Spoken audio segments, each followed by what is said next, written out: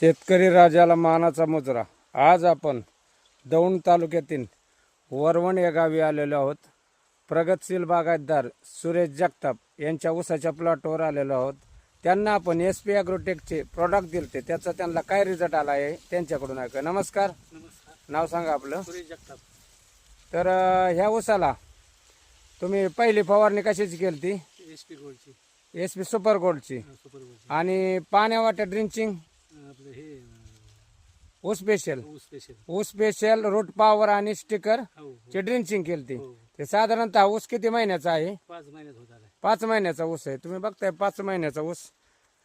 जवळजवळ 9 ते 10 कांड्यावर. कांड्या मोजून दाखवा बरं.